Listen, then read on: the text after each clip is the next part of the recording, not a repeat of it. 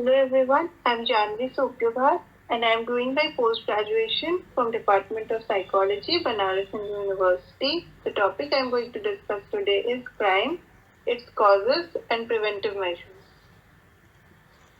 Now, what is crime? Crime is an act which is harmful to the society as a whole and also to the person who commits it, and is something which is seen as bad. A person who commits crime will be punished by law if he or she is caught. In that sense, crime can be defined as an act that is punishable by law. There are many day-to-day examples of crime like murder, rape, theft, robbery, etc. But there are some acts which many people are not aware that these acts can be classified as crime, like copyright violation. People are not aware that this is a crime. Well, a crime is a crime, whether done knowingly or unknowingly. But what makes people criminal? So here are some factors which make people criminal. The first one of this is parental influence. Parents are the first teachers to a child, and home is the first school. The child sees his or her parents stealing or robbing, and the child observes and learns the same, as the parents are his or her first role model. So this child might end up becoming a thief like his or her parents, as the child feels that whatever the parents are doing is right. The next factor is neighborhood. It is not as important as parental influence, but it does play a role in the making of criminals. Suppose the neighborhood is full of people who are engaged in various sorts of crime. The child grows up playing with such people, observes them committing various sorts of crimes. Now, the child feels that if so many people are doing this, then it must be right, and he or she slowly starts engaging in crime. They grow up seeing everyone, including their parents, fighting even for the smallest commodity. This makes them believe that if they want something, then it has to be snatched. Well, the next factor is peers. Peers are the group of friends with whom a child plays or interacts. Peers are a great source of inspiration for adolescents. In many cases, an adolescent became thief just because of peer pressure. This starts with a small provocation by the peers, like lying to parents about going to school but instead bunk school and go to watch a movie. Then it comes to stealing money from parents to go to a restaurant or maybe for buying addictive substances like alcohol. These small thefts, if not checked, gradually increases and may serve as the foundation for future bank robbers or sometimes even murderers. The next factor is economic and living conditions.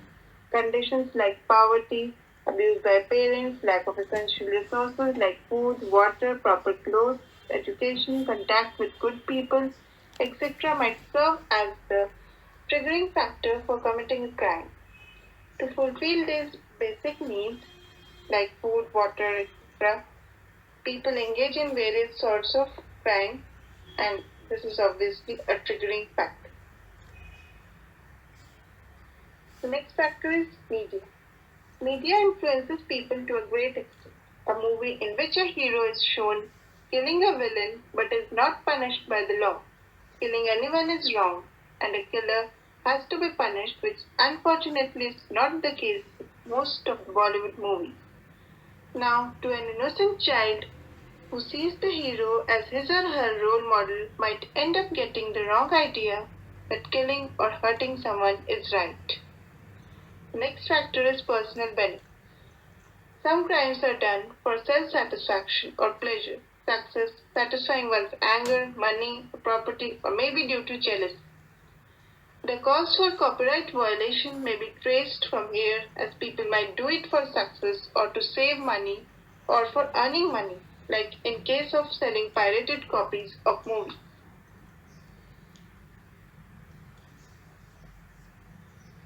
The next factor is provocation by others. Sometimes a crime is done in self-defense or to a person who tortures the other person. It is generally a result of frustration, anger, and emotion, which has piled up and is now being expressed in the form of crime. But sometimes it might be sudden, as in case of self-defense. but these people might end up regretting at a later stage. Now we come to the preventive measures. Making the parents aware. Parents can be made aware about the potential causes that might make their child a criminal. For this, various programs can be aired on television, or some conferences may be organized for parents by a panel of experts where they can be instructed about the various factors which can make their child a future criminal. They can also be given instruction on how to control those factors and thus protect their child. They should be told not to use statements which may lower down their child's morale. The next measure is making child aware and educated. At the school level, children can be given education regarding the various sorts of crime, punishments associated with it, and what negative consequences it can have in their life as well as in the life of others. They can also be made aware about the potential causes which can make people criminal. They can be given instructions on how they can save themselves from such factors. The next preventive measure is providing intervention. The people who have become criminals, particularly the children and adolescents, should be given psychological intervention. This will control to some extent the frequency of crimes committed by such people, and they might also end up living a rehabilitated life. Initiatives by the government. They can help to some extent by improving the economic and living conditions of its people. They can also help by making the laws strict. So, in the end, I would like to say that crime is a hindrance to the progress of a country, and if not checked at the right time, it might have catastrophic effects on the country. So, the responsibility is on the society to protect itself from this problem of crime and make the society a better place to live in. Now, please go through the further reading and please go through the references as well.